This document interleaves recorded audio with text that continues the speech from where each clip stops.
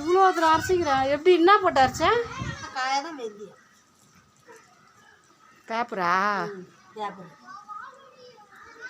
Paper வெந்தயம். இது ஏது புட்டுக்கூடா? உங்கள் அம்மா காலத்து புட்டுக்கூடையா?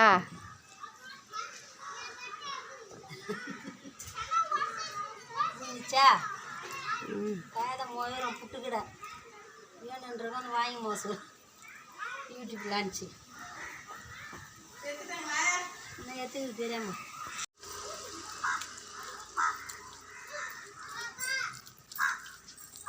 இன்னும்மா உயில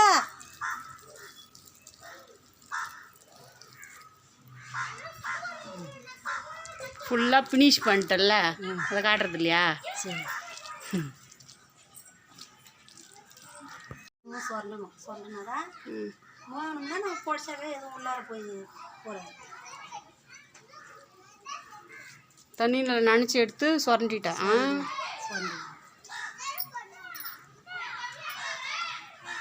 4 வருஷத்துக்கு முறை.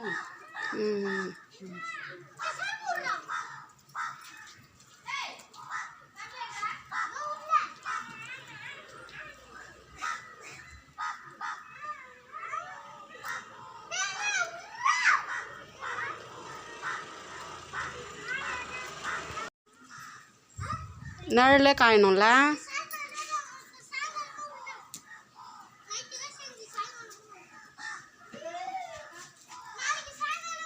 இதான் வந்து காகிதம் மொழுவுறது. எப்படின்னா வீட்டில் பேர பிள்ளைங்க படித்த புத்தகம் இல்லை பேப்பர் வீணாக போனதெல்லாம் இருந்தால் எங்கள் கிராமத்தை வந்து காகிதம்னு சொல்லுவோம் வச்சுக்கேன்.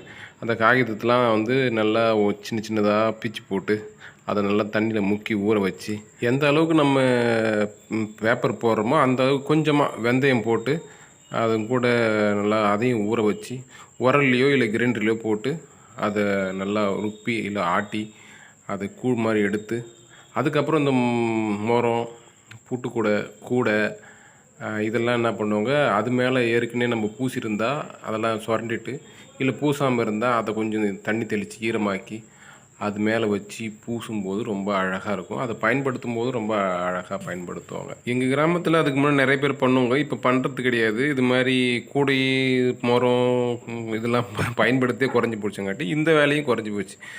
எப்பவுமே இந்த அக்கா வந்து வேலை செஞ்சுட்டே இருப்பாங்க.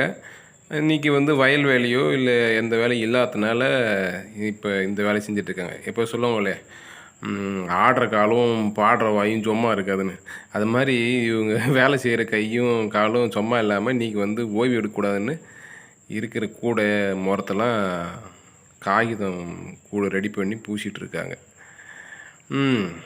இதெல்லாம் இந்த கல்ச்சர்லாம் இன்னும் கொஞ்சம் நாள் வரைக்கும் தான். என்ன செய்ய? ஓகே மக்களே, இந்த வீடியோ உங்களுக்கு பிடிச்சிருந்தா பட்டிக்காட்டான் பழனி சேனலில் லைக் பண்ணுங்கள், ஷேர் பண்ணுங்கள், கமெண்ட் பண்ணுங்கள்.